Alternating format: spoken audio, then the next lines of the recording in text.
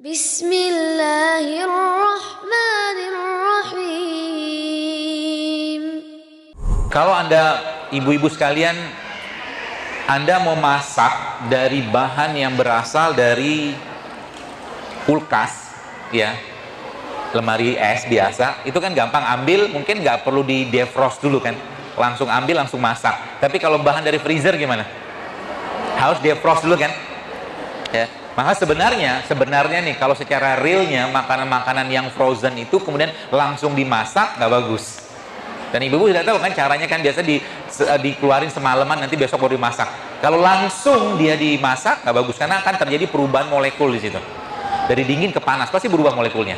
Itu yang pertama. Lalu yang kedua apa? Kalau kita, tadi bahasan saya adalah kita mengambil makanan, Anda mengambil makanan dari kulkas, dari lemari es, dan dari freezer tadi, maka lebih butuh waktu lama, ya, lebih butuh waktu lama makanan yang ada di freezer tadi untuk diolah menjadi makanan.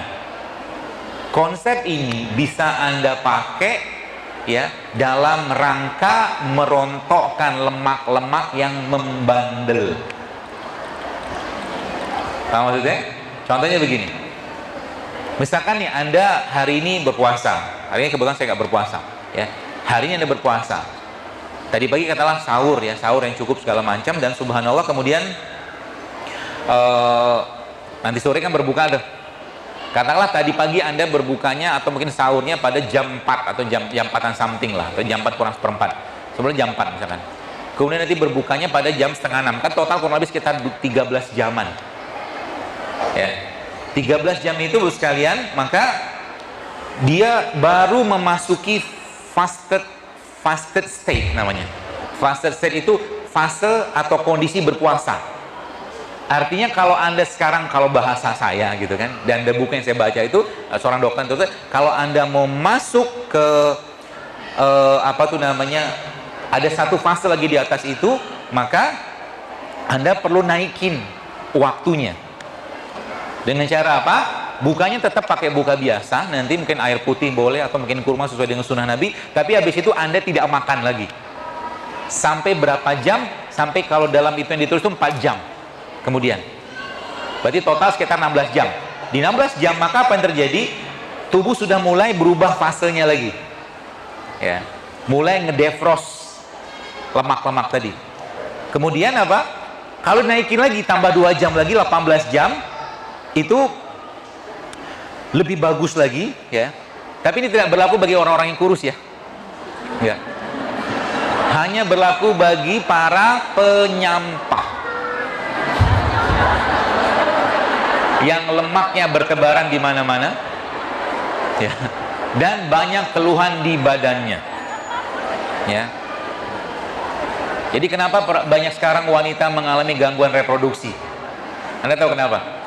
Karena banyak tumpukan lemak yang mengganggu metabolisme hormonnya dia. Pertanyaan, tumpukan lemak di mana? Tanya sama dia tadi. Anda makan jeruan? Enggak, saya makan jeruan. Tapi dia makan bakso. Bakso kan tepung kan? Dia nggak makan jeruan, tapi dia makan tepung. Tepung kan jadi gula sederhana. Lemak lagi kan ujung-ujungnya. Minumnya tangan kanan, jangan tangan kiri. Minum tangan kanan, jangan tangan kiri. Saya mengamati Anda dari depan. Tenang aja. Dan selalu ada bentuk nasihat, ya. Ya, kemudian 18 tadi kan, naik lagi ke 20. Berarti kita nggak makan tapi minum, ya. Ada beberapa jenis minuman yang bisa Anda minum untuk menguatkan atau membuat tubuhnya itu kehilangan, tanda kutip, perasaan laparnya. Yang pertama, kopi. Kopinya pahit tapi pakai gula. Ya, jadi kemarin saya ngisi di mana, salah satu kantor lah di daerah Medan Merdeka gitu, ada bapak-bapak pulang karena dia bilang, saya nggak mau dengar kajian Dr. Zaidul karena saya nggak boleh minum kopi. Terus siapa yang melarang? Saya tidak melarang minum kopi, tapi jangan pakai gula pasir. Itu aja. Kalau minum kopi pakai apa? Pakai kurma. Jadi kopinya pahit, makan kurma kan manis. Betul nggak? Anda butuh manisnya dari gula atau butuh karbohidratnya? Kita butuh karbohidratnya kan? Ya sudah, minum kopi tapi makan kurma, lama-lama terbiasa sendiri. Akhirnya apa? Selera makan atau selera atau hormon grelin ditekan sama dia. Itu yang pertama. Itu tadi kopi. Berarti perempuan minum kopi nggak apa-apa, nggak apa-apa sebenarnya. Dan kopi itu memang mengandung antioksidan. Jangan khawatir, asal jangan tambah susu atau kental manis kalau bahasa sekarang gitu kan. Nggak apa-apa, minum kopi aja. Ya. Apakah kopi bisa untuk mengobati ngantuk? Kalau saya sih nggak ngantuk tidur aja. Karena saya minum kopi justru malah makin ngantuk. Ya, seperti itu. Itu pada berapa jam tadi? 20. Ada satu minuman lagi yang bisa Anda pakai untuk menekan rasa lapar tadi. Yang tadi pertama kan kopi, yang kedua teh hijau. Tapi jangan saset. Ya, atau ocha mungkin kalau bahasa Jepang. Jangan sasetan. Atau kalau enggak mau tambah lagi, ada satu sayuran yang bisa digunakan untuk menekan rasa lapar by science ya, yang saya tahu ya. Namanya apa? Okra. Okra bisa. Bapak-bapak nggak tahu okra juga nggak apa-apa lah. Anda cukup terima jadinya aja. Okra. Okra itu apa? Nanti lihat aja. Lihat di browsing ya. Jadi minum terus ya, terus minum ya. Nanti akhirnya apa? Akhirnya kulkasnya kan tadi kan kulkas tuh yang glikogennya. Kemudian ada namanya tadi freezer. Freezernya tadi, lemak-lemaknya tadi itu bisa diakses dan akhirnya dia diubah menjadi energi untuk diubah menjadi gula lagi. Jadi sebenarnya kalau Bapak Ibu mulai tidak banyak-banyak makan, proses begini akan terus-menerus terjadi. Yang sekarang dikenal sebagai intermittent fasting namanya.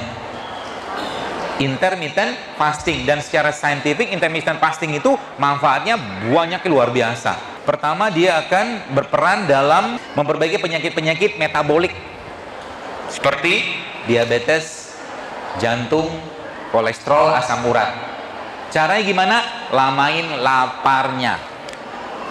Lamain laparnya. By hour of 20 yang saya pahami dan saya baca itu pada 20 jam dan dia masih ngasup minuman ya, bukan nggak makan tapi minum. Maka apa yang terjadi? Tubuhnya di situ disebutkan berubah menjadi fat burning machine. Ya, berubah menjadi mesin pembakar lemak. Kalau mesin pembakar lemak sudah muncul, maka growth hormone juga akan muncul karena sudah berubah fase puasa tadi, dan subhanallah apa yang terjadi? Badannya akan menjadi kekar. Apakah gara-gara ini perempuan juga bisa ikut-ikutan kekar? Enggak. Sebenarnya kita akan butuh ya. Kekar itu maksudnya laki-laki ada testosteron, perempuan ada estrogen. Tapi itu butuh waktu dengan exercise. Tapi maksudnya growth hormonnya muncul. Kalau growth hormone muncul, bagus sekalian, maka apa yang terjadi? Yang terjadi dia akan memakan sel-sel yang rusak. Jadi sebenarnya gampang sekali ya kalau kita mau sehat itu. Asal apa? Asal mau mengurangi makan dan ngerti yang dimakan itu apa. Wallahu a'lam bishawab. Sampai ketemu lain waktu. Subhanakallahumma bihamdika asyhadu an la ilaha illa anta astaghfiruka wa atubu ilaik. Assalamualaikum warahmatullahi wabarakatuh.